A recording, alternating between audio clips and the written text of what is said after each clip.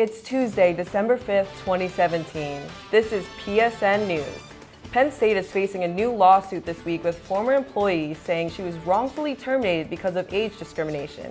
We'll have all the details coming up. We'll also bring you the latest in Penn State football news as the Nittany Lions prepare to head to the Fiesta Bowl. Stay with us.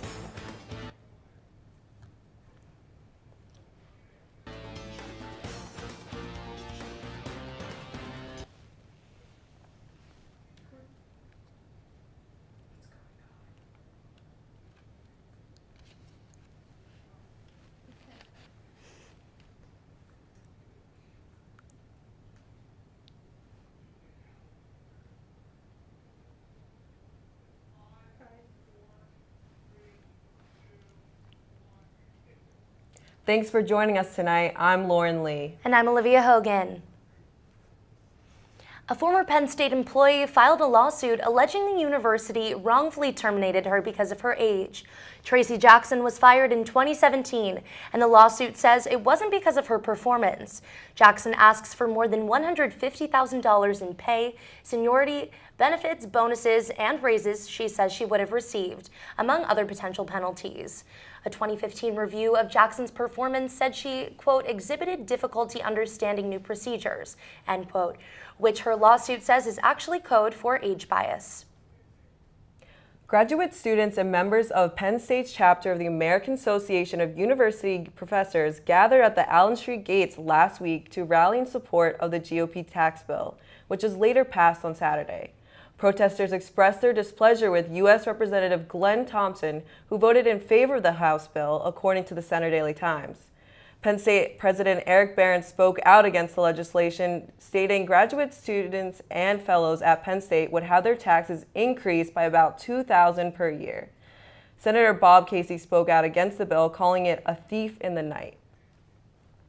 Researchers at the Penn State College of Medicine found that measuring levels of microRNA molecules in saliva may open doors to improved diagnoses of concussions. The research began in 2015 when Dr. Stephen Hicks, an associate professor, found a connection between brain injuries and microRNA.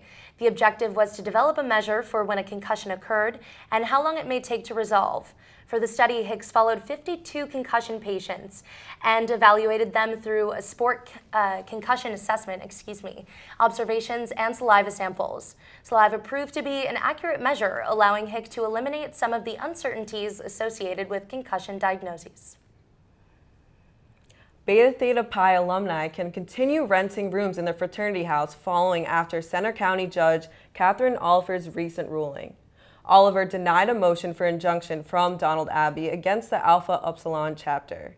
Abbey is suing the fraternity for money he says he needs to be returned to him after the fraternity allegedly breached a contract once Penn State banned the chapter following the death of Tim Piazza in February.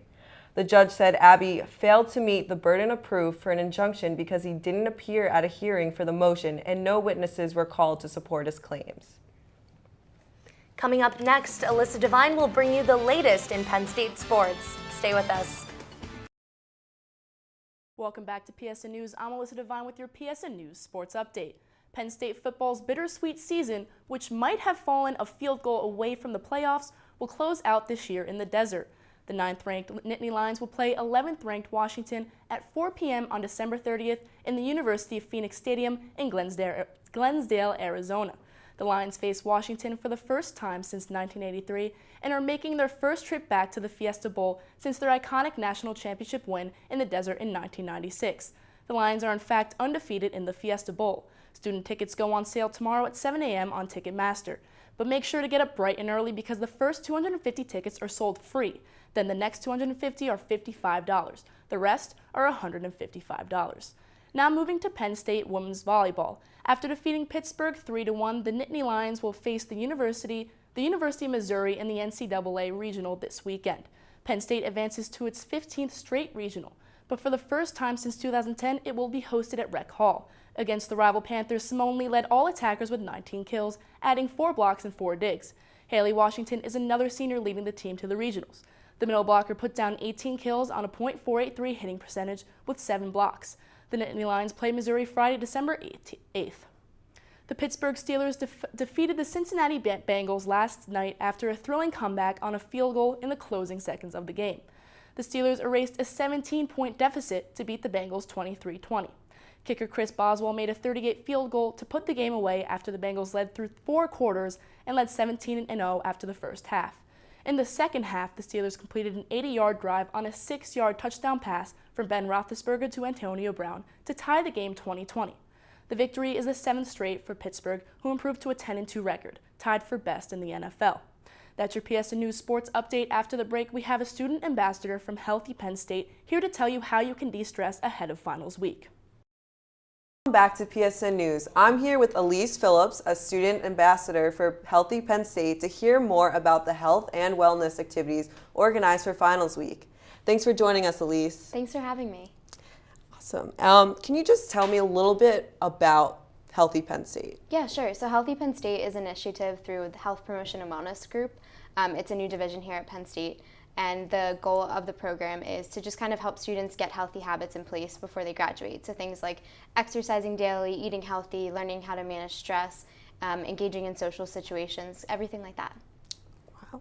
And can you just tell me a little bit about your role as the ambassador? Yeah, sure. So I'm a Healthy Penn State ambassador. I was just recruited this fall. We do recruitment every fall. It's actually only our second recruitment because we're fairly new. So my role as the physical activity team leader is to plan physical activity events, encourage Healthy Penn State ambassadors to, take their friends to the gym, get outside, get those 30 minutes of exercise a day, or 60 minutes 3 times a week, and just stay moving, stay active. That really helps reduce my stress. Yeah. And so all the other events that have happened, how do you think it has gone so far? I think it's gone great. We've had some awesome feedback from students. We had an overnight oats and puzzles night, so we had the wellness suite open from 6 to 7, and students came in, made little overnight oats in mason jars, and then they had breakfast for the next morning and an hour to just kind of decompress after a long day and have a good time with friends. And why do you think it's important that people should be practicing de-stress activities? So college students, we have a pretty stressful life, but just wait till we graduate. If you don't really know how to manage your stress now, then in a couple years when you're out in the workforce or you have a family or you're traveling all the time for work, you need to learn how to manage your stress and know what works for you. I know me, exercise is my stress reliever. I love to run, but I have friends and family who their stress reliever is reading or drawing or hanging out in a social situation and just kind of like talking about the day with people. So when you learn that now, you'll be able to carry it into your adult life. Mm-hmm. And you have one more event left, right? Yeah, so tomorrow night in the Wellness Suite from 6 to 7, which is in the 20 IM building. It's a huge new suite they built in the basement with some ping pong tables outside and a relaxation room in the Wellness Suite. We have mindful eating and using your senses. So there'll be a nutritionist there, and we'll be blindfolding participants and kind of trying different foods and trying to figure out if you can figure out what it is and are you full after eating it, kind of listening to your body, not just your eyes. Mm-hmm. And what do you hope students overall get out of this experience?